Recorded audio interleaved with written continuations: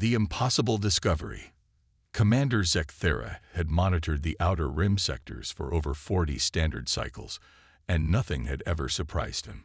His 8-foot frame hunched over the crystalline displays of observation post Gamma 7, his 4 amber eyes scanning data streams from across the galaxy. The Kethmori were known throughout the hegemony for their analytical precision, and Zekthera was among the finest of his species. His chitinous exoskeleton clicked softly as he processed the incoming information with mechanical efficiency. The first anomaly appeared as a minor blip in the energy readings from Sol 3, the primitive world humans called Earth. Zekthera dismissed it initially as sensor drift. Human technology was laughably crude by galactic standards. Their fastest ships moved at barely 1% of light speed, their weapons were chemical explosives, and their computers required physical components to function. The hegemony had classified them as a Level 2 civilization, barely above Stone Age primitives. But the readings persisted. Then they doubled. Within 6 standard hours, they had increased by a factor of 10,000. Senior Technician Mordek, Zekthera called to his subordinate, a spider-like creature whose 16 legs allowed him to operate multiple control interfaces simultaneously. Verify these readings from the Sol system. The quantum resonance detectors must be malfunctioning. Mordek's compound eyes focused on the data, each facet processing different aspects of the information stream.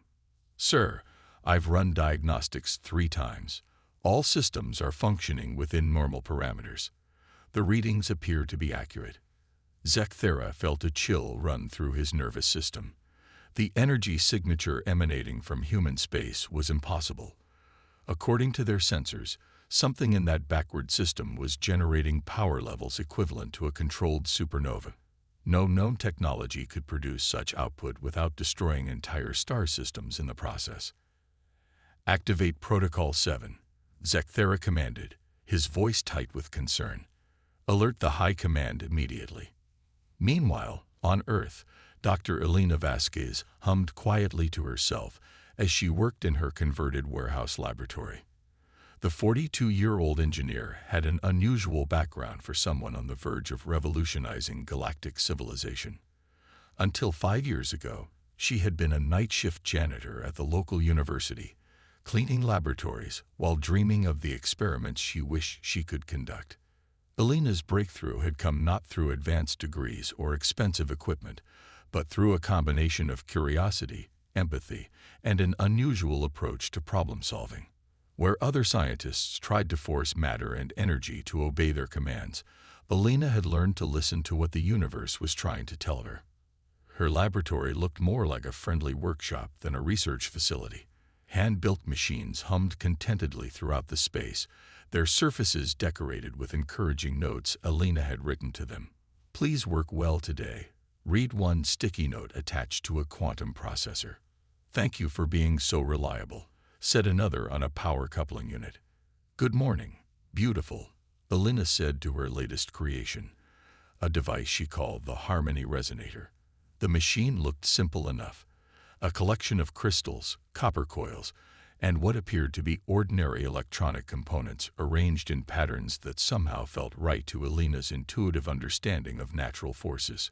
The Harmony Resonator responded to her greeting with a gentle pulse of warm light. Elena smiled and began her daily routine of checking the equipment. She spoke to each machine as if it were an old friend, asking about its performance, thanking it for its service, and occasionally apologizing when she had to make adjustments. Unknown to Elena, her simple daily routine was generating energy signatures that were causing panic throughout the hegemony's monitoring networks. The Harmony Resonator wasn't just a machine. It was a bridge between conscious intention and the fundamental forces of reality. When Elena expressed genuine care and appreciation for her equipment, she was actually establishing quantum entanglement patterns that allowed her devices to tap directly into the zero-point energy field that permeated all space. 3,000 light-years away, High Admiral Vextar received Zekthera's emergency report with a calm demeanor that had made him the most feared military commander in hegemony space. His serpentine body coiled around the command throne of the dreadnought Dominion's Wrath, while his 6 arms manipulated holographic displays showing the impossible readings from human space. Summoned the Science Council. Vextar commanded, his sibilant voice carrying the authority of someone who had conquered dozens of star systems. I want every expert in the hegemony analyzing this data within the next rotation.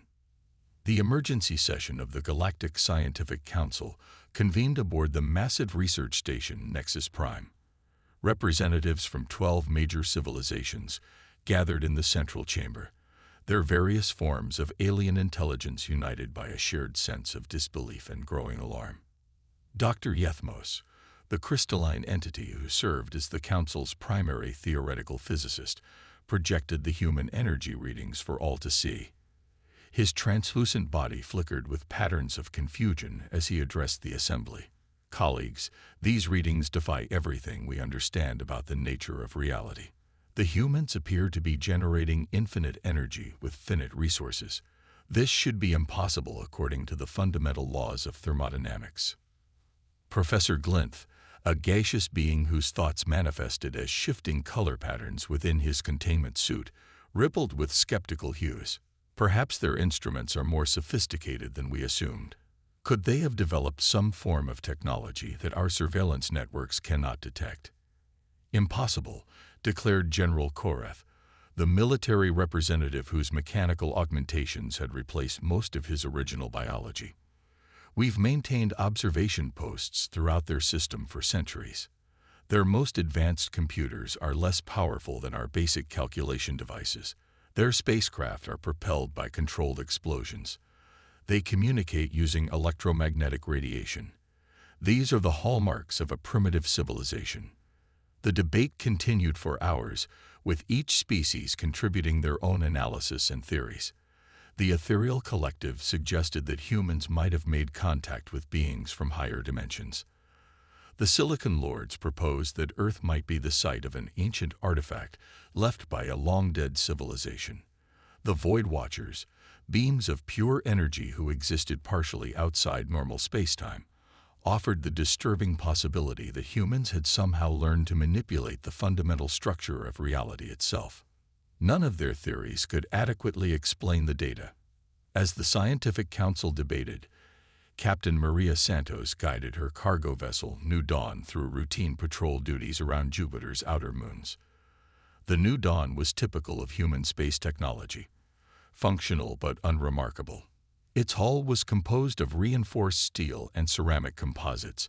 Its propulsion system relied on fusion rockets, and its navigation computer required regular maintenance to prevent crashes. Maria herself was equally unremarkable by human standards.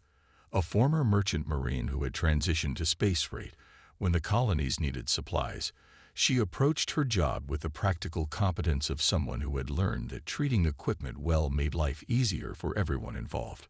"Morning, sweetheart," Maria said to her ship's computer as she initiated the daily system checks.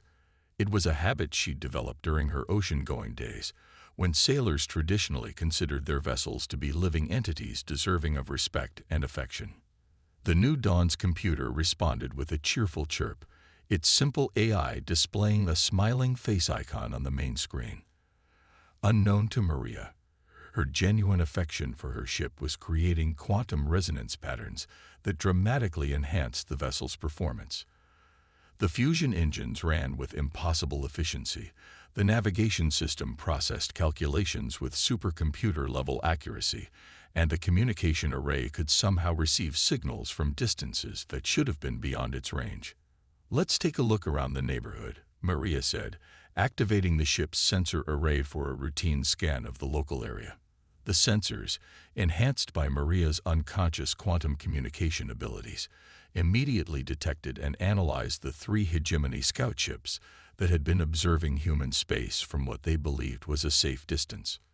The scout ships, each one a masterpiece of alien engineering, equipped with cloaking technology that had never failed in 10,000 years of operation, suddenly found themselves completely visible to the primitive human scanner.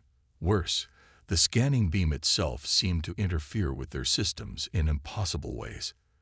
Power fluctuations cascaded through their carefully balanced energy matrices. Their quantum computers crashed as they tried to process contradictory data, and their weapons systems shut down automatically to prevent catastrophic overloads. "Well, that's interesting," Maria observed, watching as 3 previously invisible alien vessels appeared on her display screen. Their sleek, predatory designs and obvious military configurations made it clear that these weren't friendly visitors. "I should probably report this to Earth Command." Aboard the lead scout ship, Commander Tyleth experienced something his species had never known in their long history of galactic conquest: complete technological failure in the face of what appeared to be a primitive scanning beam. His elongated skull, housing a brain capable of processing information at quantum speeds, simply couldn't comprehend what was happening to his supposedly invincible vessel. "Status report," Tyleth demanded, his telepathic commands echoing through the minds of his crew.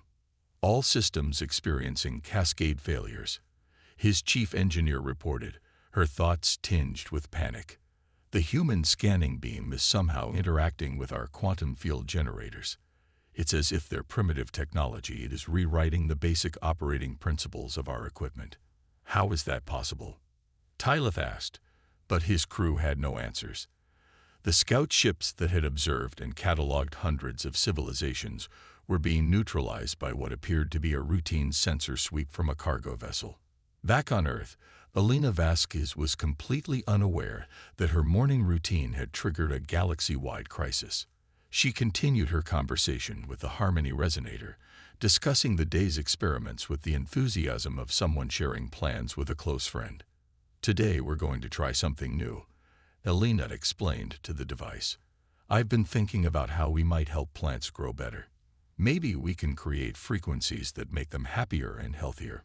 The Harmony Resonator pulsed with warm approval, its crystals glowing in patterns that would have seemed magical to observers who didn't understand the quantum mechanics of consciousness technology interface. Elena's genuine desire to help living things was being translated into quantum field modifications that would indeed revolutionize agriculture throughout the galaxy. As Elena worked, monitoring stations across 3 star systems recorded energy fluctuations that made their operators question their understanding of physics itself. The impossible readings from human space continued to grow, and with each passing hour, it became more clear that humanity possessed capabilities that the galaxy's greatest civilizations could barely comprehend. The stage was set for a first contact scenario, unlike anything in galactic history. The hegemony, accustomed to dealing with species through conquest or technological superiority, found themselves facing beings whose primitive appearance masked abilities that challenged the fundamental assumptions of their advanced civilization. In her simple warehouse laboratory, Elena Vasquez hummed contentedly as she worked, completely unaware that she was about to become the bridge between humanity and a galaxy of alien civilizations who were only just beginning to understand that the universe had far more mysteries than they had ever imagined. The truth revealed. The arrival of the hegemony diplomatic vessel Eternal Wisdom in Earth's solar system marked the first official contact between humanity and galactic civilization. The massive ship, stretching nearly 3 kilometers in length and bristling with the most advanced technology known to the galaxy, approached Earth with the careful precision of scientists handling a potentially explosive substance. Ambassador Quethmar, a being whose species had successfully mediated conflicts between civilizations for over 20,000 years, had never faced a challenge quite like this one. His tall, graceful form moved through the ship's corridors with fluid elegance, but his normally calm demeanor was strained by the unprecedented nature of his mission. The preliminary reports from the scout vessels had been so extraordinary that the High Command had initially suspected equipment malfunction or deliberate deception. "Prepare the communication array," Quethmar instructed his aide, a efficient young diplomat named Senth who belonged to a species known for their perfect memory and linguistic abilities. "We must approach these humans with extreme caution. If the reports are accurate, they possess capabilities that could reshape our understanding of the universe itself." The first official communication between Earth and the hegemony was conducted through radio waves, a primitive but reliable medium that both civilizations could utilize. President Chen of the United Earth Government received the message in her office in Geneva, surrounded by advisors who were still struggling to process the reality that humanity was no longer alone in the universe. "Greetings, people of Earth," the translated message began. "We are representatives of the Galactic Hegemony, a confederation of civilizations that spans this region of the galaxy. We come in peace, seeking understanding and knowledge. Our observations suggest that your species has developed technologies that challenge our fundamental understanding of physics. We request permission to establish diplomatic contact and engage in scientific exchange."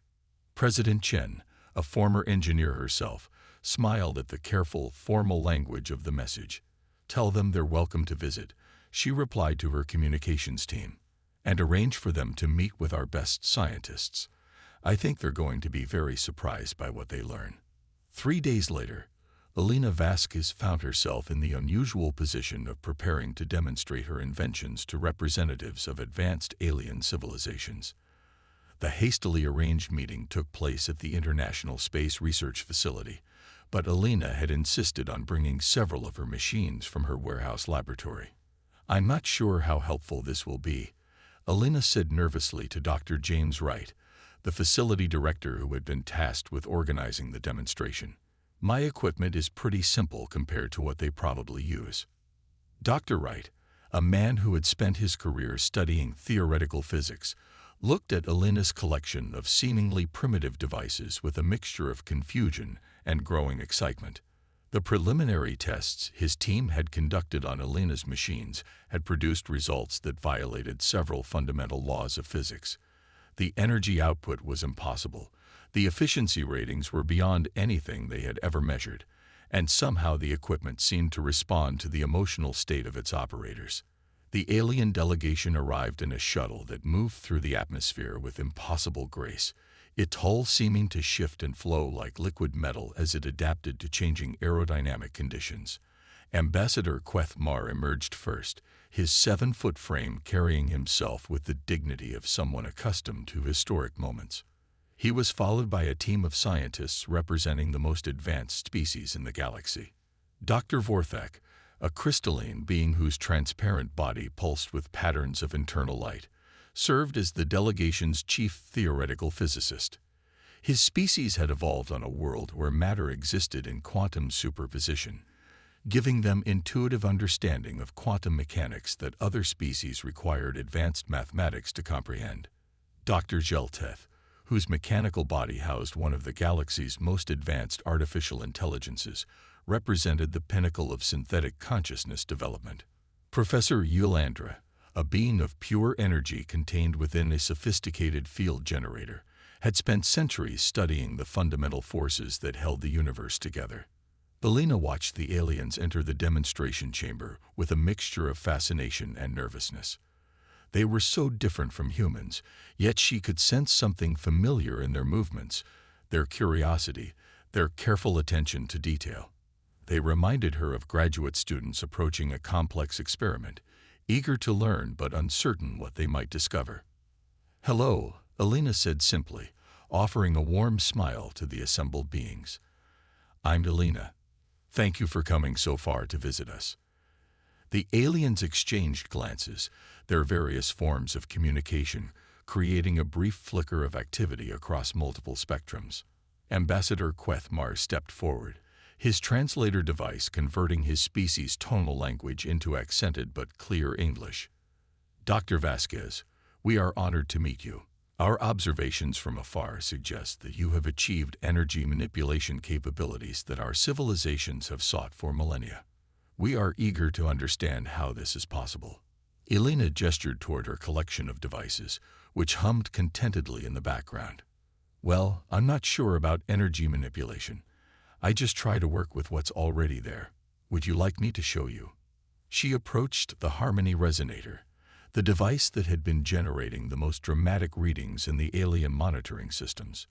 "This is probably my most successful project," Elena explained, placing her hands gently on the machine's surface. I call her Harmony because she helps everything work together better. Dr. Vorthak's crystalline structure flickered with patterns of intense interest as he observed Elena's interaction with the device. His species could perceive quantum field fluctuations directly, and what he was witnessing defied everything he thought he understood about consciousness and technology. The quantum fields are responding to her emotional state, he reported to his colleagues through their shared communication network. She's not operating the machine through conventional interfaces. Her consciousness is directly entangled with the device's quantum matrix. Elena, unaware of the scientific revolution she was demonstrating, continued her explanation. The key is treating the equipment like a partner rather than a tool. See, I've noticed that machines work better when you talk to them nicely, when you appreciate what they do for you. She addressed the Harmony resonator directly. Good morning. Beautiful. Are you ready to show our new friends what we can do? The device responded with a warm pulse of light, and immediately the energy readings in the chamber spiked to levels that made the alien scientists' instruments scream warnings. But instead of the catastrophic explosion that should have accompanied such energy release, the laboratory filled with a sense of peaceful contentment that somehow affected all the beings present. Professor Ylandra, existing as pure energy herself, experienced something unprecedented. The human's interaction with her machine had created quantum harmonics that resonated with her own energy matrix, producing sensations that she could only describe as joy and wonder. For the first time in her centuries of existence, she felt connected to technology in a way that transcended mere utilization. This is impossible, Dr. Zelteth stated, his mechanical voice carrying notes of electronic confusion. Her technology is primitive by our standards, yet it's achieving results that our most advanced civilizations cannot replicate. How can consciousness directly interface with quantum fields without technological enhancement? Elena looked puzzled by the question. I don't understand what you mean by technological enhancement. This is just how it works. You ask the universe for help, and if you're sincere about it, the universe tends to cooperate. The statement hit the alien scientists like a physical blow. Dr. Vorthak's crystalline body actually cracked slightly as his quantum processing systems overloaded trying to comprehend the implications. The idea that consciousness could directly communicate with the fundamental forces of reality without technological mediation challenged 50,000 years of galactic scientific development. You're saying that biological consciousness can interface directly with quantum fields? Ambassador Quethmar asked, his diplomatic training barely maintaining his composure in the face of such a paradigm-shifting revelation. I suppose so, Elena replied, still uncertain why this seemed so remarkable to her visitors. It's not really that complicated. Everything in the universe is connected at some level. We're all made of the same basic particles, subject to the same fundamental forces.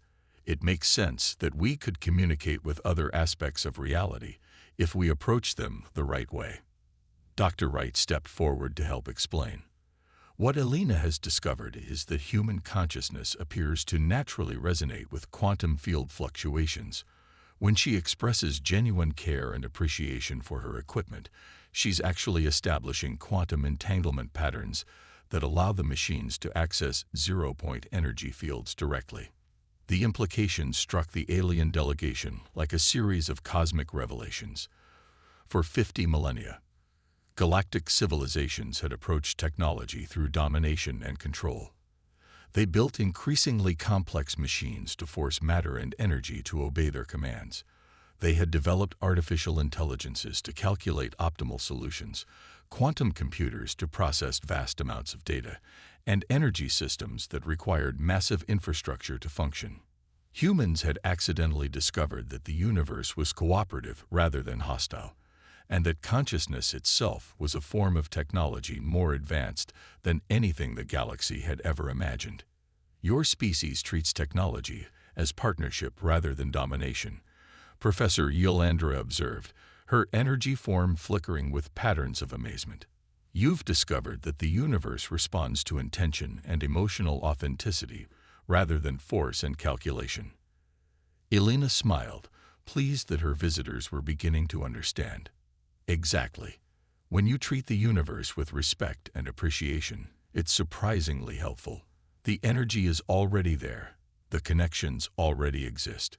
We just need to ask nicely and pay attention to what we're being offered. Over the following days, Alina demonstrated a variety of her inventions to the astounded alien scientists. Her agricultural enhancer could make plants grow 3 times faster by creating quantum fields that optimized photosynthesis and nutrient absorption. Her communication array could transmit messages across interstellar distances instantly by establishing quantum entanglement networks. Her transportation system could move objects by convincing space-time itself to cooperate with the journey. Each demonstration reinforced the same impossible truth. Humans had developed the ability to work with reality itself as a conscious partner rather than an obstacle to be overcome. The revelation transformed galactic civilization overnight. The hegemony's most advanced species realized that their entire approach to technology had been fundamentally flawed. Instead of building bigger, more powerful machines to dominate natural forces, they needed to learn to communicate with those forces directly. Ambassador Quethmar transmitted a historic message to the Galactic Council. We have discovered that humanity possesses the most advanced technology in the known galaxy. They have learned to interface directly with the quantum substrate of reality through consciousness alone. We recommend immediate establishment of the Cooperation Protocol and the initiation of galaxy-wide educational exchange programs. The Cooperation Protocol became the foundation of a new era in galactic civilization. Instead of conquering and exploiting resources, species learned to partner with the natural forces they encountered. Instead of building weapons to destroy enemies, they developed technologies that enhanced cooperation and understanding. Instead of viewing the universe as a collection of resources to be consumed, they began to see it as a living system of which they were all part. Alina Vasquez, the former janitor who had revolutionized galactic civilization by being kind to her equipment, became the first human ambassador to the Galactic Council. Her simple philosophy of treating the universe with respect and appreciation became the basis for the most advanced civilization the galaxy had ever known. Years later, as human and alien children played together in schools throughout the galaxy, learning to communicate with quantum fields as naturally as they learned to read and write, Alina would look back on that first meeting with wonder. She had changed the galaxy not through force or superior technology, but through the simple recognition that consciousness and cosmos were partners in the grand dance of existence. The universe, it turned out, had been waiting millennia for someone to finally ask nicely.